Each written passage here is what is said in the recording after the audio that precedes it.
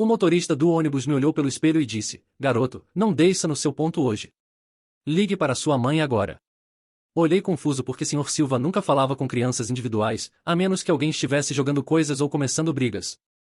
Ele dirigia a Rota 47 há uns 10 anos e mal reconhecia que existíamos. Por quê? Tirei os fones e caminhei mais perto da frente. Seus nós dos dedos estavam brancos de apertar tanto o volante. "Só ligue agora mesmo." Sua voz tinha essa urgência que fez meu estômago revirar. Procurei meu telefone enquanto outras crianças começaram a reclamar sobre por que não estávamos nos movendo. Estávamos parados 3 quarteirões antes do meu ponto usual na Rua das Palmeiras, só sentados com o motor ligado. O telefone da minha mãe foi direto para a caixa postal. Tentei de novo. A mesma coisa. Ela não está atendendo. Sr. Silva estava encarando algo no espelho lateral. Quando me virei para olhar, vi sedã preto que vinha nos seguindo nas últimas curvas. "Tenta teu pai ou qualquer outro da família." Agora estava realmente entrando em pânico porque motoristas de ônibus não se importam com sua família a menos que algo esteja seriamente errado. Liguei para meu pai e recebi caixa postal de novo. O carro preto ainda estava lá, só sentado atrás de nós com o motor ligado. Pelas janelas escuras, podia ver contorno de alguém no banco do motorista. "Sr. Silva, o que está acontecendo?" Minha voz saiu mais alta que pretendia. Ele alcançou o rádio e falou baixinho. "Base, aqui é ônibus 47. Preciso assistência imediata na Palmeiras com Quinta. Possível situação com veículo suspeito seguindo minha rota." A voz do despachante criptou de volta perguntando detalhes, mas Sr. Silva manteve respostas vagas. As outras crianças no ônibus estavam ficando inquietas e começando a fazer perguntas. João do fundo gritou: "Ei, por que não estamos andando?" "Tenho treino." Sr. Silva o ignorou e continuou observando aquele carro preto no espelho. "Felipe, preciso que escutes muito cuidadosamente.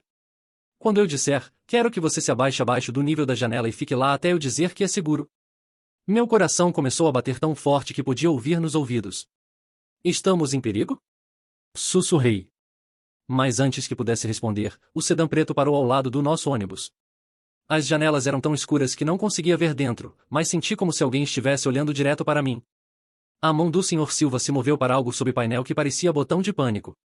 "Todo mundo sente e fique quieto", anunciou para o ônibus inteiro em voz séria. O carro manteve nosso ritmo quando começamos a nos mover novamente, ficando bem ao lado da minha janela. Me pressionei contra o encosto do assento tentando me fazer menor. Outras crianças esticavam pescoços para ver o que estava acontecendo, mas algo sobre toda a situação parecia errado de jeito que não conseguia explicar. Meu telefone finalmente tocou e era minha mãe, mas ela soava estranha, muito estranha. "Querido, onde você está agora?" Sua voz estava trêmula, como se tivesse chorado. "Estou no ônibus." "Estamos atrasados por quê?" Ela me cortou. "Me escute muito cuidadosamente. Não venha para casa hoje. Vá para a casa da tia Paula em vez disso. Te pego lá depois." No fundo, podia ouvir vozes de homens falando, mas não conseguia entender o que diziam. "Mãe, o que está errado? Por que não posso vir para casa?" A linha ficou quieta por segundos. Então ela sussurrou: "Só confie em mim, amor. Não venha para casa." A ligação terminou abruptamente, me deixando encarando o telefone em pânico. Sr. Silva estava me observando no retrovisor. "O que ela disse?" Contei sobre ir para a casa da minha tia e seu rosto ficou com expressão sombria. O carro preto ainda estava nos seguindo e agora havia segundo atrás dele. "Mudança de planos, garoto. Vamos direto para a delegacia." Fez curva abrupta longe tanto da minha casa quanto do bairro da tia. Várias crianças protestaram, mas Sr. Silva não estava aceitando argumentos. "Todo mundo fique nos assentos e quieto. Isso é questão de segurança." Tentei ligar de volta para a mãe, mas agora o telefone dela ia direto para a gravação dizendo que o número estava desconectado. Foi quando soube que algo estava realmente errado. Na delegacia, Sr. Silva não me deixou descer do ônibus até 2 oficiais saírem para me escoltar. Fizeram muitas perguntas sobre meus pais e se sabia por que alguém poderia estar me seguindo. Não tinha respostas. Um oficial fez algumas ligações enquanto outro ficou comigo. Depois de 1 hora, me disseram que meus pais estavam seguros, mas não puderam explicar mais nada. Disseram que minha mãe os contatou sobre situação familiar e pediu para me manter em lugar seguro. Passei aquela noite no escritório de serviços familiares da delegacia, dormindo num sofá e me perguntando se veria meus pais novamente. 3 dias depois, descobri a verdade. Meu pai estava trabalhando disfarçado para a Polícia Federal há meses, investigando rede de tráfico de drogas. Alguém descobriu sua identidade real e ameaçou nossa família. Os homens seguindo o ônibus faziam parte da organização criminosa tentando me pegar como barganha contra meu pai. A ligação estranha da minha mãe aconteceu porque esses mesmos homens estavam em nossa casa, forçando-a a tentar me atrair para casa. Sr. Silva tinha notado ele seguindo sua rota e percebeu que algo estava errado. Se eu tivesse descido no meu ponto aquele dia, teria caminhado direto para a situação de sequestro. Tivemos que nos mudar para estado diferente e nunca vi Sr. Silva novamente. Mas ele literalmente salvou minha vida só prestando atenção. Os anos que se seguiram foram uma mistura de paranoia constante e tentativas desesperadas de normalidade. Nos mudamos para uma cidade pequena no interior de Minas Gerais, onde meu pai assumiu uma identidade completamente nova. Ele agora era José Mendes, vendedor de equipamentos agrícolas, e não mais o investigador federal que havia passado meses infiltrado na organização mais perigosa do estado. Minha mãe desenvolve ansiedade severa depois daquele dia. Ela checava as fechaduras da casa 3, 4 vezes antes de dormir, e sempre insistia para eu ligar assim que chegasse da escola. Qualquer carro que passasse muito devagar na nossa rua fazia ela correr para a janela e anotar a placa. Vivíamos como se estivéssemos sempre esperando que eles nos encontrassem. A nova escola era pequena, com apenas 300 alunos, e eu me destacava como garoto da cidade grande. Tentei me misturar, mas era difícil fazer amigos quando você não pode falar sobre de onde realmente veio ou por que sua família se mudou de repente. Inventei uma história sobre meu pai ter conseguido um emprego melhor, mas as crianças pequenas têm um jeito de perceber quando você está mentindo sobre algo importante. Foi durante o segundo ano na nova cidade que as coisas começaram a ficar estranhas novamente. Eu estava voltando da escola quando notei um homem parado perto da padaria, fumando um cigarro e olhando diretamente para mim. Era diferente dos moradores locais, roupas mais caras, jeito de cidade grande. Quando nossos olhos se encontraram, ele jogou o cigarro no chão e caminhou na direção oposta. Pensei que estava sendo paranoico. Afinal, meus pais sempre diziam que a organização tinha coisas maiores para se preocupar do que com uma família que havia desaparecido há 2 anos. Mas então comecei a notar pequenos detalhes que me deixavam inquieto. Carros estacionados por muito tempo na nossa rua. Pessoas no mercado que pareciam estar prestando atenção demais nas nossas compras. O homem da padaria apareceu mais algumas vezes, sempre em locais diferentes, sempre me observando. Contei para meus pais, mas eles estavam tentando tanto manter uma vida normal que inicialmente descartaram minha preocupação como trauma residual. Meu pai até riu e disse que eu estava assistindo filmes demais. Mas eu via nos olhos da minha mãe que ela estava começando a ficar preocupada também. Ela começou a me buscar na escola em vez de me deixar andar sozinho, sempre inventando desculpas sobre ter que passar por perto mesmo. A situação escalou numa quinta-feira chuvosa em março. Eu estava ajudando meu pai na loja quando um homem entrou perguntando sobre tratores. Ele falava com sotaque paulista, bem diferente do pessoal local, e fazia perguntas muito específicas sobre equipamentos que claramente não entendia. Mas o que me chamou a atenção foi a tatuagem pequena atrás da orelha, uma cobra enrolada em formato de 8. Eu havia visto exatamente a mesma tatuagem num arquivo que meu pai esqueceu aberto no computador anos atrás, numa pasta marcada como alvos principais. Quando o homem saiu, esperei meu pai fechar a loja e contei sobre a tatuagem. A cor sumiu do rosto dele. Ele trancou a loja imediatamente e dirigimos para casa em silêncio absoluto. Assim que chegamos, ele foi direto para o telefone e fez uma ligação que durou quase 1 hora. Ouvi apenas fragmentos: compromise, package, immediate extraction. Naquela noite, enquanto meus pais sussurravam no quarto deles até tarde, fiquei acordado pensando em Sr. Silva e como ele havia percebido o perigo antes de qualquer um de nós. Será que eu deveria ter confiado mais nos meus instintos? Será que aquele homem da padaria realmente estava me seguindo, ou minha mente estava criando conexões que não existiam? Na manhã seguinte, meu pai anunciou que íamos visitar minha avó em Goiás. Era mentira, claro, minha avó havia morrido quando eu tinha 8 anos. Mas empacotamos apenas o essencial e saímos da cidade como se fossemos voltar no domingo. Nunca mais voltamos. A nova cidade era ainda menor, praticamente um povoado onde todo mundo conhecia todo mundo em questão de semanas.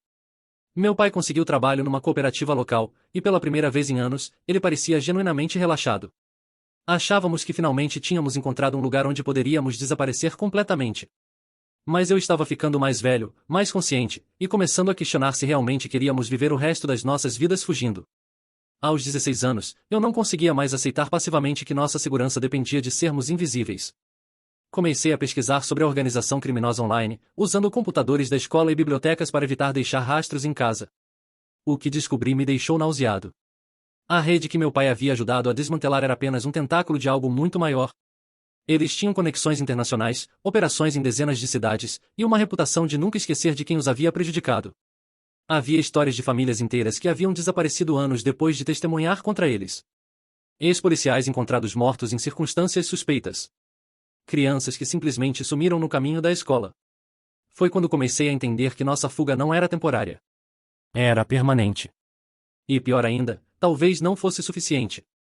A percepção de que nossa situação era permanente chegou como um soco no estômago. Eu tinha 16 anos e nunca havia tido um relacionamento sério, nunca havia mantido uma amizade por mais de 2 anos, nunca havia planejado um futuro que se estendesse além dos próximos meses. Toda vez que começava a me sentir confortável em algum lugar, tínhamos que partir novamente. Foi então que comecei a notar os sinais de que meu pai estava quebrando por dentro. Ele bebia mais, não muito, apenas uma cerveja ou duas depois do jantar, mas para um homem que antes raramente tocava em álcool, era preocupante. Suas mãos tremiam ligeiramente quando ele achava que ninguém estava olhando. E às vezes eu o pegava encarando o vazio, como se estivesse calculando quantas vezes mais teríamos que fugir. Minha mãe havia se tornado uma especialista em fazer amigos superficiais. Ela conversava com as vizinhas sobre receitas e o tempo, mas nunca permitia que as conversas se aprofundassem. Quando alguém perguntava sobre nossa vida anterior, ela mudava de assunto com uma habilidade que havia aperfeiçoado ao longo dos anos. Eu havia praticando essas conversas no espelho às vezes, ensaiando respostas para perguntas que poderiam comprometer nossa cobertura. A escola se tornou meu único escape, mas mesmo lá eu tinha que ser cuidadoso. Não podia me destacar demais nas aulas de história quando falávamos sobre crime organizado. Não podia demonstrar conhecimento sobre operações policiais que um adolescente normal não deveria ter. Não podia fazer perguntas específicas demais sobre proteção a testemunhas quando tivemos uma palestra sobre sistema judiciário. Mas foi na aula de informática que cometi meu primeiro erro real.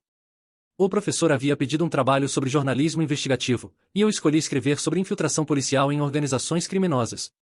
Pensei que estava sendo esperto ao manter tudo genérico, mas acabei incluindo detalhes que só alguém com conhecimento interno poderia saber. Professor Henrique me chamou após a aula.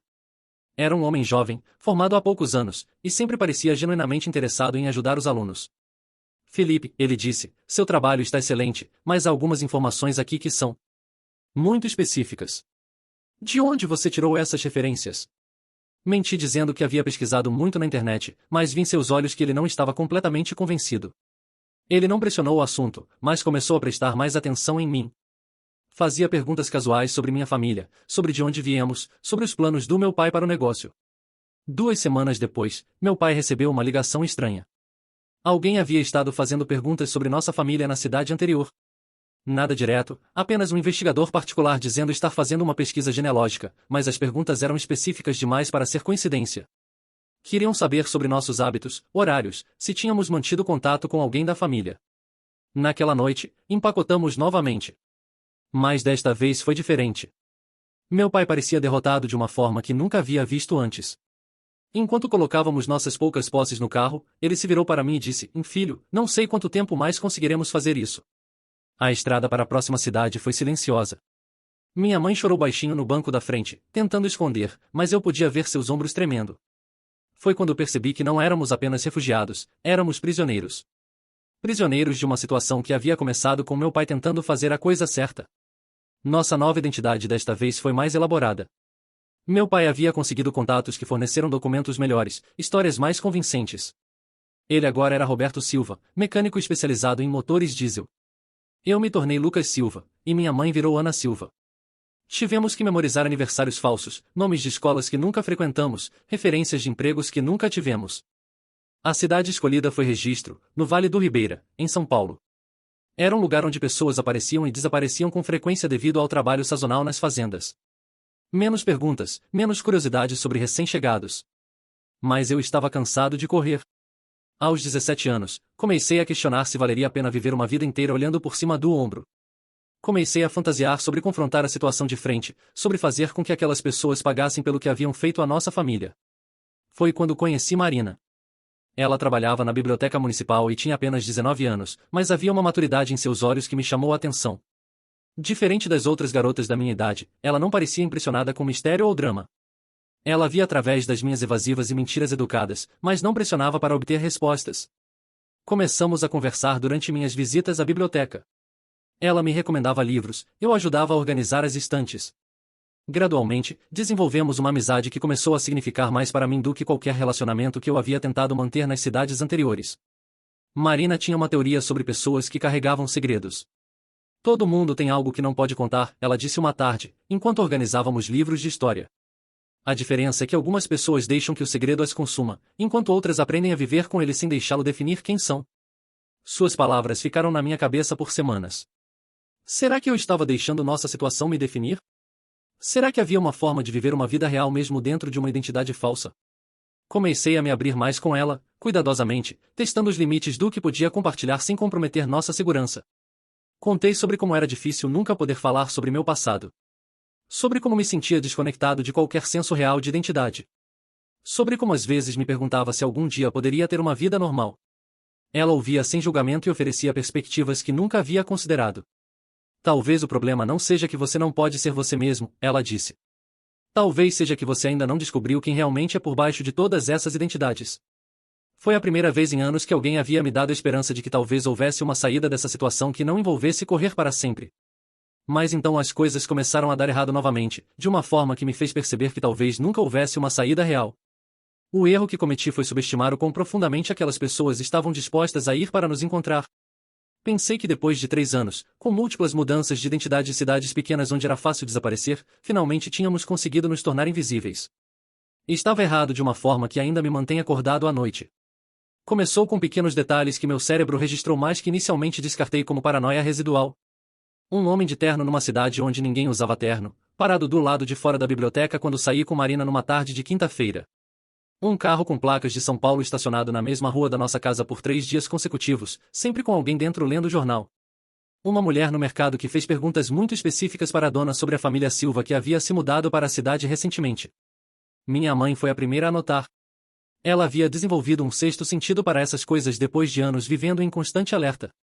Lucas, ela me disse numa manhã, usando meu nome falso mesmo dentro de casa, um hábito que nunca perdemos, você tem notado alguma coisa estranha ultimamente? Contei sobre o homem de terno e ela ficou pálida. Seu pai precisa saber disso imediatamente. Quando meu pai chegou do trabalho naquela noite, tivemos uma reunião familiar de emergência. Ele ouviu nossos relatos em silêncio, fazendo perguntas específicas sobre horários, descrições físicas, padrões de comportamento. Quando terminamos, ele suspirou profundamente e foi até o armário onde guardava uma caixa que eu nunca havia visto antes. Dentro havia um telefone satelital, dinheiro em espécie, documentos que pareciam ser passaportes, e uma pistola que fez meu estômago revirar.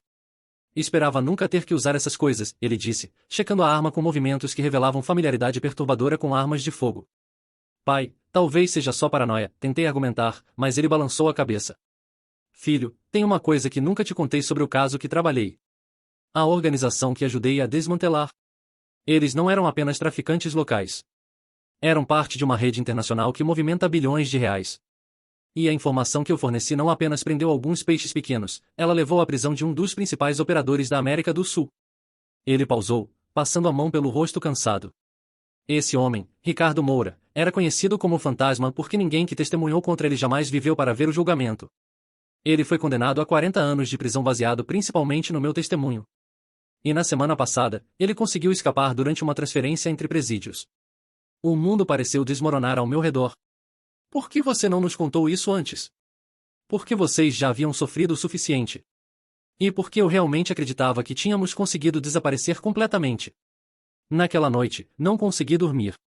Fiquei pensando em Marina, em como finalmente havia encontrado alguém com quem podia ser parcialmente honesto, alguém que me fazia sentir como se talvez pudesse ter uma vida real. Agora tudo isso seria arrancado de mim novamente. Mas pior do que perder Marina era a realização de que eu havia potencialmente colocado ela em perigo. Se aquelas pessoas estavam realmente nos observando, elas sabiam sobre meu relacionamento com ela. Sabiam onde ela trabalhava, onde morava, provavelmente sabiam sobre sua família.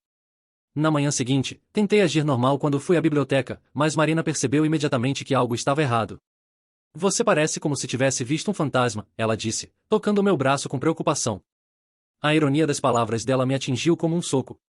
Eu realmente havia visto um fantasma, o fantasma, para ser mais específico. Marina, preciso te contar uma coisa, mas não aqui. Podemos conversar depois do seu trabalho? Concordamos em nos encontrar no pequeno parque atrás da igreja, um lugar onde raramente havia outras pessoas. Passei o dia inteiro ensaiando como explicar a situação sem soar completamente insano. Como você conta para alguém que sua vida inteira é uma mentira? Que sua família está fugindo de criminosos internacionais? Que apenas estar perto de você pode colocá-la em perigo mortal? Quando nos encontramos naquela tarde, Marina podia ver que eu estava lutando com algo sério. Ela se sentou no banco ao meu lado e esperou pacientemente enquanto eu encontrava as palavras. Meu nome não é realmente Lucas Silva, comecei, e então contei tudo. Sobre meu pai sendo investigador federal disfarçado, sobre o dia no ônibus escolar, sobre os anos de fuga, sobre nossa verdadeira identidade. Sobre Ricardo Moura e por que acreditávamos que nos haviam encontrado novamente. Marina me ouviu em silêncio absoluto, seus olhos se alargando gradualmente conforme a magnitude da situação se tornava clara. Quando terminei, ela ficou quieta por vários minutos, processando tudo. Então você vai ter que partir novamente, ela disse finalmente, sua voz mal acima de um sussurro. Não sei. Talvez. Provavelmente. Eu queria desesperadamente segurar sua mão, mas mesmo esse gesto simples agora parecia perigoso. Marina, preciso que você entenda, apenas me conhecer pode ter colocado você em risco. Essas pessoas. Elas não hesitam em machucar inocentes para conseguir o que querem. Ela se virou para me encarar completamente. E o que você vai fazer sobre isso? A pergunta me pegou desprevenido. O que posso fazer? Vamos fugir novamente, encontrar outro lugar, começar de novo com outras identidades. Para sempre? Você vai passar a vida inteira correndo? Não vejo outra opção. Marina ficou em pé e começou a andar de um lado para o outro, claramente pensando intensamente. E se houvesse outra opção? E se em vez de continuar fugindo, vocês enfrentassem a situação de frente? Ri amargamente. Marina, essas pessoas matam famílias inteiras. Não é como um filme onde o mocinho sempre vence. Na vida real, pessoas como nós simplesmente desaparecem. Mas e se não desaparecessem? E se houvesse uma forma de acabar com isso de uma vez por todas? Antes que eu pudesse responder, meu telefone tocou. Era meu pai, e sua voz estava tensa. Lucas, onde você está? No parque com uma amiga. Por quê? Volte para casa agora. Não pare em lugar nenhum, não fale com ninguém. E filho. Se você notar qualquer coisa estranha no caminho, qualquer carro te seguindo ou pessoas que pareçam estar prestando atenção demais em você, não venha para casa. Vá direto para a delegacia. A ligação terminou abruptamente, deixando um zumbido sinistro no ar. Marina havia ouvido o suficiente da conversa para entender que a situação havia se deteriorado. Preciso ir, disse a ela, meu coração já começando a acelerar com a adrenalina familiar. E espere. Ela segurou meu braço. Lucas, ou qualquer que seja seu nome real, quero que saiba que isso não muda nada sobre como me sinto em relação a você. Se há uma forma de lutar contra essas pessoas, de acabar com isso, eu quero ajudar. Marina, você não entende. Entendo perfeitamente. Entendo que você e sua família são vítimas. Entendo que essas pessoas destruíram sua vida. E entendo que continuar fugindo só está dando a eles exatamente o que querem. Seus olhos estavam brilhando com uma determinação que nunca havia visto antes. Meu tio trabalha para a Polícia Federal em São Paulo. Ele se especializou em crime organizado. Talvez seja a hora de parar de fugir e começar a lutar. Suas palavras ecoaram na minha cabeça enquanto corri para casa, verificando constantemente se estava sendo seguido. Pela primeira vez em anos, alguém havia sugerido que talvez houvesse uma alternativa além da fuga eterna. Mas será que era uma alternativa realista, ou apenas o sonho desesperado de alguém que nunca havia enfrentado o tipo de mal que estávamos fugindo? Quando cheguei em casa, encontrei meu pai empacotando novamente, seus movimentos rápidos e eficientes nascidos de anos de prática. Minha mãe estava queimando papéis na pia da cozinha, fotos, recibos, qualquer coisa que pudesse deixar rastros de nossa passagem por registro. O que aconteceu? Perguntei. Alguém esteve na oficina hoje fazendo perguntas sobre mim, meu pai respondeu sem parar de empacotar. Não era sutil. Queriam saber sobre meus horários, sobre minha família, sobre onde moramos. O dono da oficina ficou desconfiado e me avisou. Pai, e se não fuguíssemos desta vez? Ele parou de empacotar e me olhou como se eu tivesse sugerido que voássemos para a lua. Do que você está falando? Contei sobre a conversa com Marina, sobre seu tio na Polícia Federal, sobre a possibilidade de enfrentarmos a situação de frente em vez de continuarmos correndo. Meu pai balançou a cabeça imediatamente. Filho, você não entende. Já tentamos trabalhar com as autoridades antes. Foi assim que chegamos nessa situação. O sistema está comprometido. Ricardo Moura tinha informantes em todos os níveis da polícia. Como você acha que ele soube onde estávamos todas essas vezes? A realização me atingiu como um raio. Você está dizendo que alguém dentro da própria polícia está vazando nossa localização? Estou dizendo que não sabemos em quem confiar. E enquanto não sabemos, nossa única opção é continuar nos movendo. Mas conforme empacotávamos nossas vidas mais uma vez, uma raiva começou a crescer dentro de mim. Raiva pela infância perdida, pelos relacionamentos que nunca pude manter, pela constante sensação de ser caçado como um animal. E agora raiva por ter que deixar Marina, a primeira pessoa em anos que me fez sentir como se talvez pudesse ter uma vida real. Era uma raiva que estava começando a se transformar em algo mais perigoso. Uma determinação de que talvez fosse hora de parar de ser a presa e descobrir o que significava ser o predador. A raiva continuou crescendo dentro de mim durante os dias seguintes enquanto nos estabelecíamos em mais uma cidade anônima, desta vez Miracema do Tocantins, um lugar tão remoto que mal aparecia nos mapas. Meu pai havia escolhido especificamente pela dificuldade de acesso e pela população flutuante de trabalhadores sazonais que tornava mais fácil nos misturarmos. Mas desta vez, algo era diferente em mim. Em vez de aceitar passivamente nossa nova realidade, comecei a questionar cada decisão, cada protocolo de segurança que meus pais haviam desenvolvido ao longo dos anos. Por que sempre fugíamos? Por que nunca considerávamos a possibilidade de contra-atacar? Por que não somos assassinos, Lucas? Meu pai respondeu quando finalmente confrontei ele diretamente. Estávamos sentados na varanda da pequena casa que havíamos alugado, observando o pôr do sol sobre a paisagem árida do cerrado. Porque no momento em que começamos a pensar como eles, nos tornamos eles. Mas e se pensarmos como policiais? E se usarmos o sistema contra eles em vez de sempre fugirmos dele? Meu pai suspirou profundamente. Filho, você não viveu o que eu vivi. Não viu como o dinheiro dessas organizações corrompe tudo o que toca. Delegados que olham para o outro lado, promotores que fazem acordos impossíveis, juízes que recebem ameaças contra suas famílias. O sistema não está quebrado, ele foi deliberadamente sabotado. Mas suas palavras só alimentaram mais minha determinação. Se o sistema estava comprometido, então talvez fosse necessário trabalhar fora dele.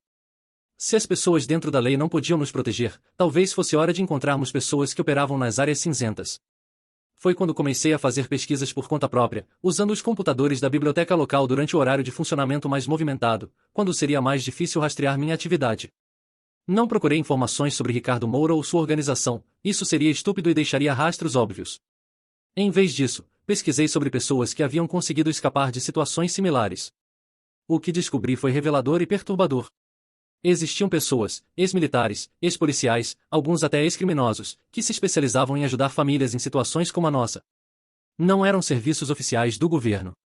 Eram operações privadas que trabalhavam nas sombras, usando métodos que a polícia oficial não podia ou não queria usar. Um nome continuava aparecendo em fóruns obscuros e artigos de jornalismo investigativo em Marcos Volko. Ex-Força Especial do Exército, especializado em operações de contra-inteligência. Depois de deixar o serviço militar, havia estabelecido uma empresa de segurança privada que, segundo rumores, oferecia soluções permanentes para problemas de segurança familiar. Não consegui encontrar informações oficiais sobre ele ou sua empresa. Não havia site, não havia publicidade, não havia presença online oficial.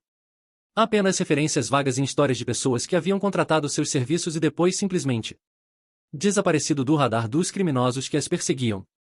A ideia era simultaneamente tentadora e aterrorizante.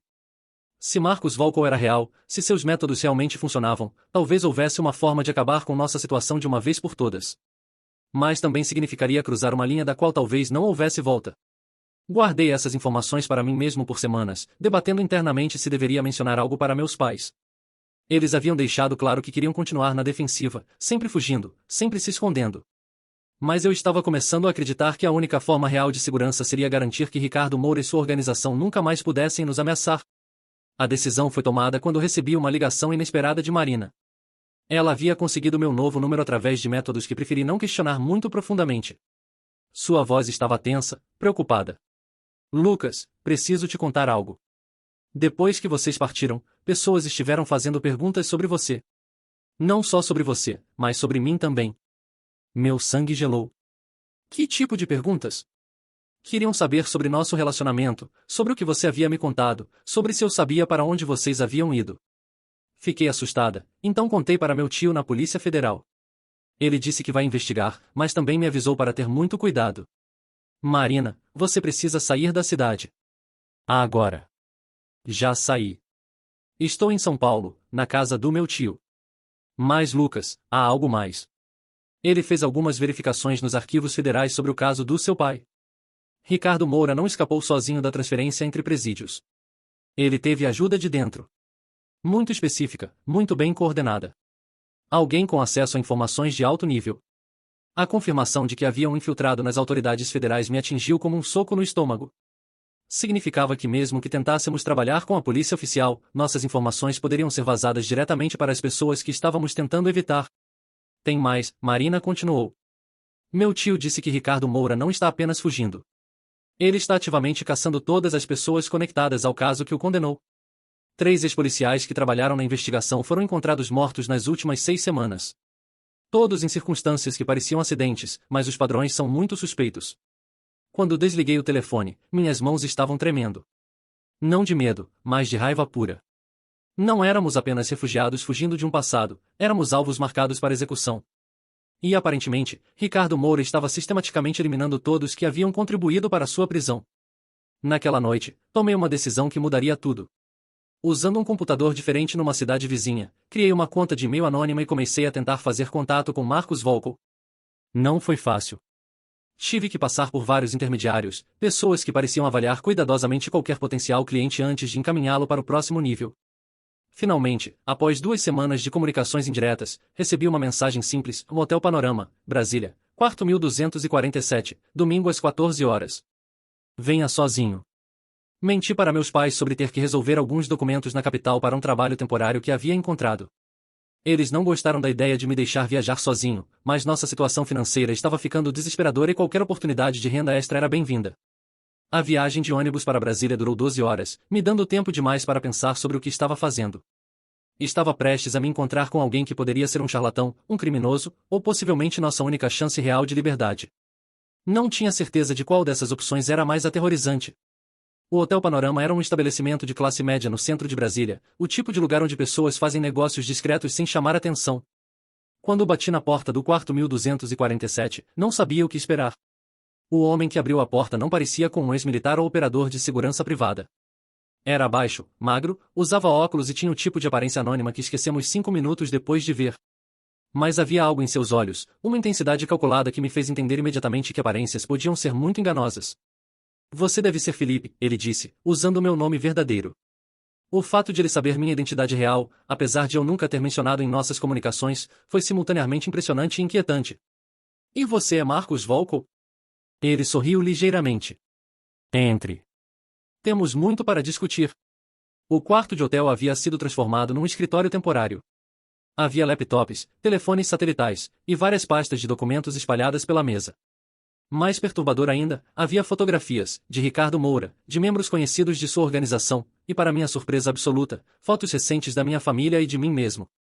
Você nos esteve observando, disse, mais como afirmação do que pergunta. Meu trabalho é saber tudo sobre uma situação antes de decidir se posso ajudar, Marcos respondeu, gesticulando para eu me sentar. E sua situação é complicada. Ele abriu uma das pastas e espalhou documentos na mesa entre nós. Ricardo Moura é o que chamamos de alvo de alta prioridade. Ele tem conexões em pelo menos 12 países, opera uma rede que move aproximadamente 500 milhões de dólares por ano, e tem demonstrado disposição de gastar recursos significativos para eliminar ameaças pessoais. Marcos pausou, me estudando cuidadosamente. A questão é, você realmente quer que isso pare, ou você apenas quer continuar correndo com mais eficiência? Quero que pare, respondi sem hesitação. Entenda que parar significa que Ricardo Moura e pelo menos 6 membros-chave de sua organização precisam ser permanentemente neutralizados. Não presos, neutralizados. É uma operação que violaria aproximadamente 12 leis federais e 3 tratados internacionais. Uma vez que começarmos, não há volta. Suas palavras ficaram suspensas no ar por vários minutos enquanto eu processava completamente o que estava sendo oferecido. Não era apenas proteção, era vingança. Era a eliminação completa das pessoas que haviam transformado minha família em fugitivos. Qual é o custo? Perguntei finalmente. Marcos sorriu, mas não havia calor no sorriso. Para você. Sua inocência. Porque uma vez que você autorizar isso, você se torna cúmplice de assassinato. Você se torna uma pessoa que escolheu resolver problemas através da violência letal. Isso muda você de formas que talvez não possa imaginar. Ele fechou a pasta e se recostou na cadeira. Tem uma regra e nunca aceito clientes que tomam essa decisão impulsivamente. Volte para casa. Pense por 2 semanas. Se ainda quiser prosseguir, me contate novamente. Mas entenda que uma vez que diga sim, não existe arrependimento. Saí do hotel com mais perguntas do que respostas e uma decisão que parecia simultaneamente impossível e inevitável. As 2 semanas que Marcos me deu para pensar foram as mais longas da minha vida. Voltei para Miracema do Tocantins carregando um peso que parecia estar me esmagando por dentro. Durante o dia, tentava manter uma fachada normal, ajudando meu pai no pequeno negócio de conserto de motocicletas que ele havia montado, conversando com minha mãe sobre assuntos triviais. Mas à noite, ficava acordado encarando o teto, imaginando como seria viver sabendo que havia autorizado a morte de outras pessoas. Meus pais notaram minha mudança de humor, é claro. Minha mãe me perguntou várias vezes se eu estava bem, se havia acontecido algo em Brasília que me preocupava. Inventei desculpas sobre estar ansioso com nosso futuro, sobre estar cansado da vida nômade que levávamos. Não eram mentiras completas, mas também não eram toda a verdade. O que me atormentava não era apenas a moralidade do que Marcos estava oferecendo. Era a percepção crescente de que ele tinha razão sobre uma coisa, e isso me mudaria fundamentalmente. Eu havia crescido acreditando que havia linhas claras entre certo e errado, entre bem e mal. Meu pai sempre me ensinou que fazer a coisa certa às vezes significava sacrifício pessoal, mas nunca sacrificar outros. Mas onde essa filosofia nos havia levado? 7 anos fugindo, mudando de identidade, vivendo com medo constante. Quantas vezes mais teríamos que recriar nossas vidas? Quantos relacionamentos eu teria que abandonar? Quantas versões de mim mesmo eu teria que inventar antes de poder descobrir quem realmente era? Na 10ª noite após meu encontro com Marcos, recebi outra ligação de Marina. Sua voz estava diferente, havia uma urgência nela que me fez sentar imediatamente. Lucas, meu tio descobriu algo terrível. Ricardo Moura não está apenas caçando as pessoas envolvidas no caso original. Ele está expandindo a lista. Qualquer pessoa que tenha tido contato significativo com vocês desde que entraram no programa de proteção está sendo investigada. Meu sangue gelou. O que isso significa? Significa que eles sabem sobre mim. Sabem sobre pessoas nas cidades onde vocês moraram. Estão mapeando toda a rede de contatos de vocês ao longo dos anos.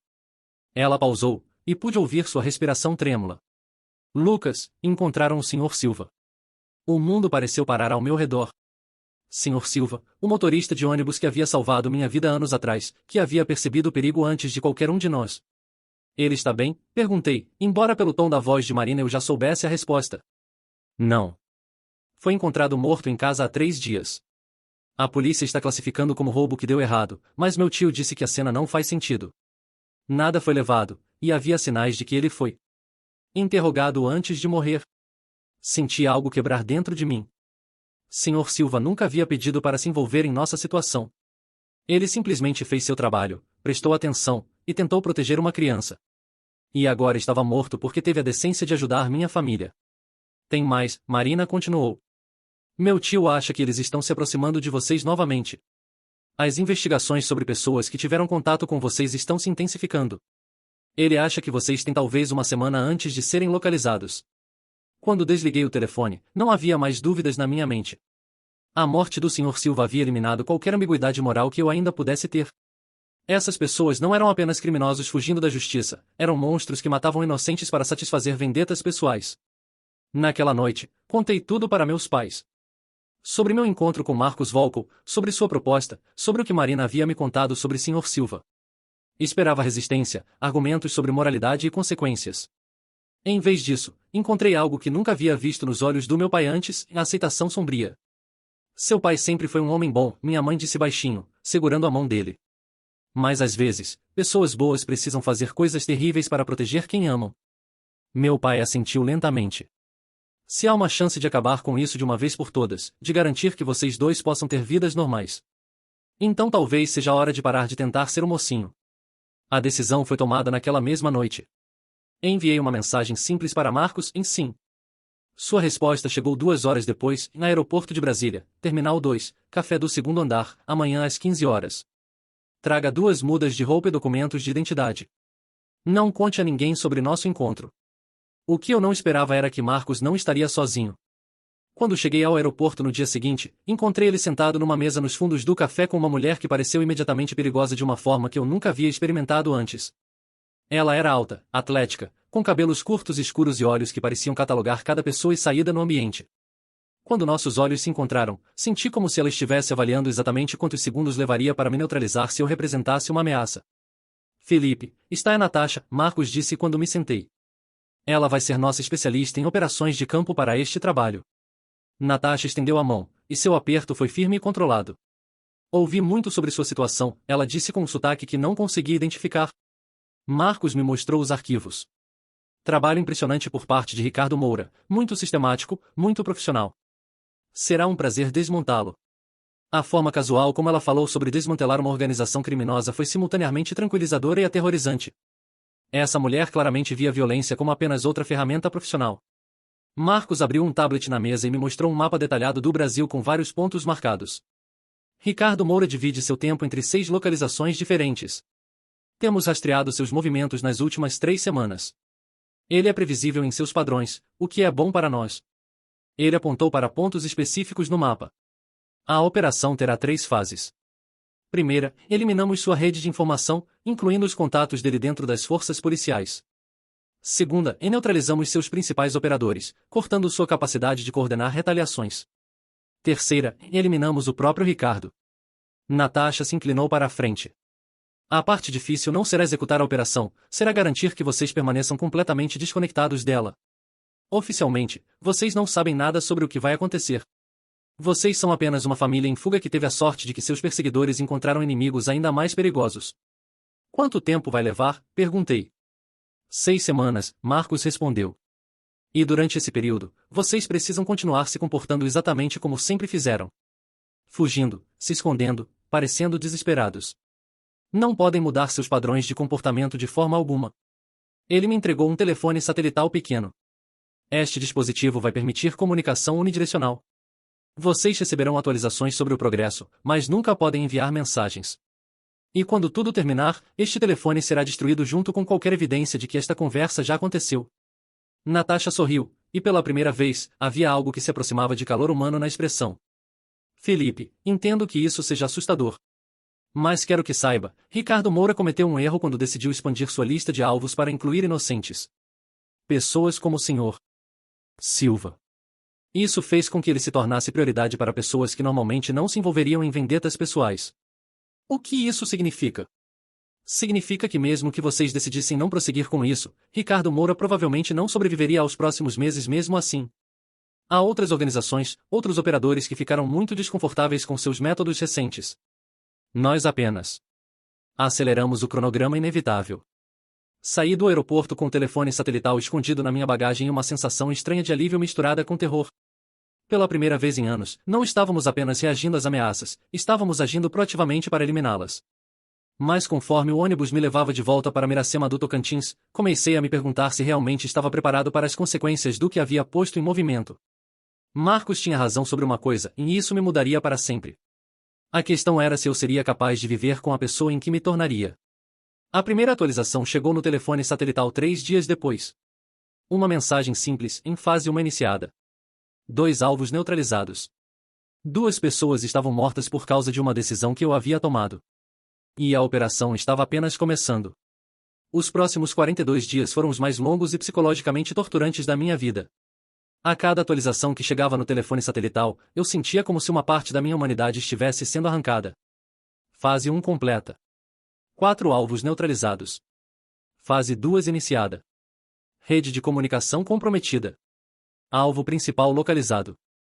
Cada mensagem representava vidas humanas que haviam terminado por causa de uma decisão que eu tomei. Não importava que fossem criminosos, que tivessem escolhido uma vida de violência. O peso de ter autorizado suas mortes era algo para o qual nada na minha vida havia me preparado. Meus pais notaram minha deterioração mental, mas atribuíram ao estresse de nossa situação geral. Minha mãe começou a me fazer chás calmantes todas as noites, e meu pai tentava me distrair com projetos na oficina.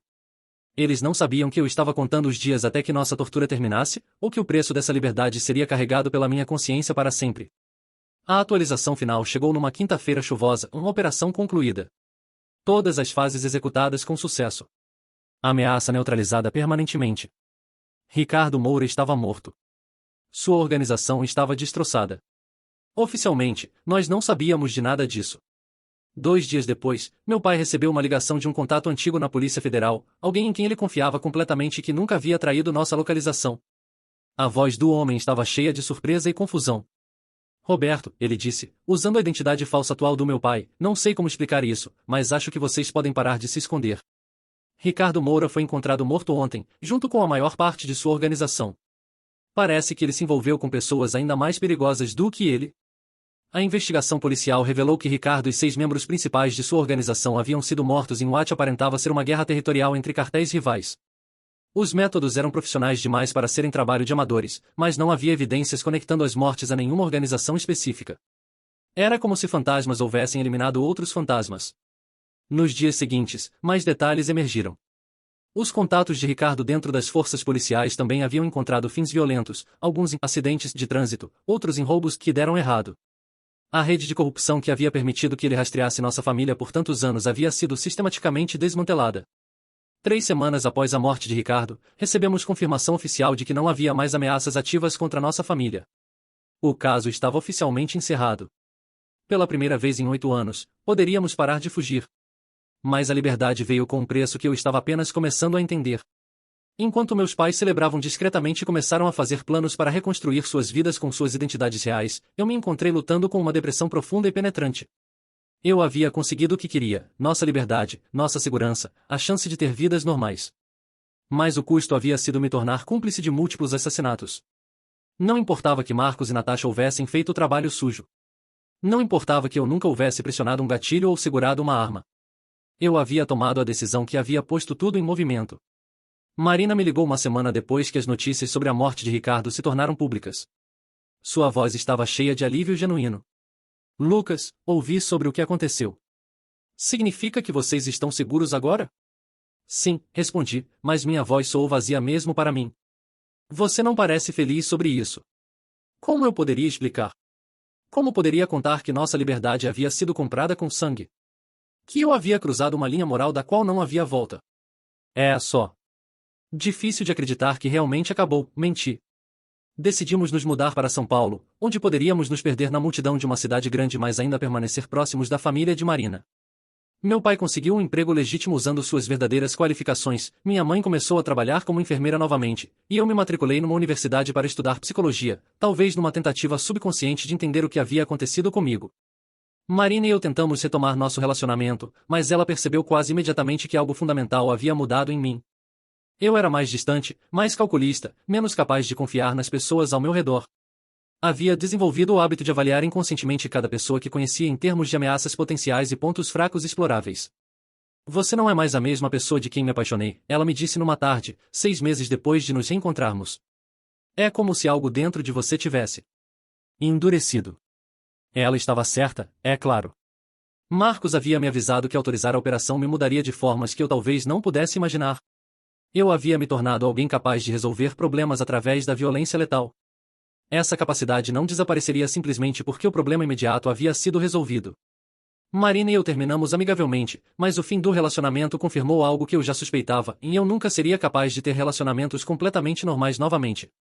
Sempre haveria uma parte de mim que permaneceria nas sombras, calculando, avaliando, preparada para tomar decisões terríveis se necessário. Meus pais, por outro lado, floresceram em sua liberdade recuperada. Eles renovaram seus votos de casamento usando seus nomes verdadeiros, compraram uma casa pequena mais confortável, e começaram a reconstruir conexões com familiares que não haviam visto em anos. Observá-los redescobrir a felicidade me deu algum conforto, pelo menos 2 pessoas haviam se beneficiado das escolhas que fiz. Mas eu sabia que nunca seria capaz de contar a eles a verdade sobre como nossa liberdade havia sido conquistada. Eles acreditavam que tínhamos simplesmente tido sorte, que Ricardo havia se envolvido com pessoas erradas. Era melhor deixá-los manter essa ilusão. 2 anos após a morte de Ricardo Moura, recebi uma carta inesperada. Não havia remetente, apenas um endereço de retorno em uma cidade que eu nunca havia visitado. Dentro, havia uma única folha de papel com uma mensagem digitada. Felipe, espero que você e sua família estejam aproveitando sua nova vida. Às vezes recebo informações sobre pessoas que representam ameaças similares a famílias inocentes. Se você algum dia decidir que gostaria de ajudar outros na situação em que vocês estavam, você sabe como me encontrar. M. Marcos estava me oferecendo a chance de me tornar parte de sua operação. De usar a experiência que havia ganhado, a frieza que havia desenvolvido, para ajudar outras famílias em situações desesperadas. A oferta ficou na minha mesa por 3 semanas antes de eu tomar uma decisão. Hoje, 5 anos depois, tenho uma vida dupla que meus pais nunca poderiam imaginar. Oficialmente, sou um psicólogo clínico especializado em trauma, ajudando pessoas a lidar com experiências violentas. Não é trabalho fingido, realmente ajudo pessoas, e encontro significado genuíno nisso. Mas 3 ou 4 vezes por ano, recebo um telefonema ou uma mensagem encriptada. Uma família sendo perseguida por criminosos. Um whistleblower sendo caçado por corruptos poderosos. Pessoas inocentes presas em situações onde o sistema legal não pode ou não vai protegê-las. E quando isso acontece, eu me torno outra pessoa. Alguém capaz de tomar decisões que a maioria das pessoas nunca poderia considerar. Alguém que aprendeu que às vezes a única forma de proteger o bem é sendo capaz de fazer o mal. Marcos tinha razão sobre uma coisa: autorizar aquela primeira operação mudou fundamentalmente quem eu sou. Mas com o tempo, aprendi a viver com essa mudança. Aprendi que a moralidade não é sempre preto e branco, que às vezes pessoas boas precisam fazer coisas terríveis para proteger pessoas ainda melhores. Sr. Silva morreu porque tentou proteger uma criança. Essa criança cresceu e se tornou alguém capaz de proteger outras famílias da mesma forma. É uma justiça poética estranha, mas é justiça mesmo assim. Meus pais vivem vidas felizes e pacíficas, sem nunca saber que seu filho se tornou exatamente o tipo de pessoa das sombras que uma vez os aterrorizou. É um peso que carrego sozinho, mas é um peso que escolhi carregar. Porque descobri que algumas vezes, a única forma de manter a luz no mundo é estar disposto a trabalhar na escuridão. A vida que ganhei pode não ser a vida normal que uma vez sonhei, mas é uma vida com propósito. E depois de anos fugindo, correndo sempre de sombras e ameaças, encontrei paz numa verdade simples: e às vezes, você precisa se tornar um monstro para derrotar monstros maiores. Sr. Silva me salvou naquele dia no ônibus escolar. Agora eu salvo outros. O ciclo continua, nas sombras onde heróis e vilões não são tão facilmente distinguidos, onde a única medida real de valor é quantas vidas inocentes você consegue proteger. E dormir à noite sabendo disso, sabendo que famílias estão seguras por causa de escolhas difíceis que fiz, é mais paz do que achei que seria possível depois de tudo que vivi. A liberdade teve seu preço. Mas foi um preço que valeu a pena pagar.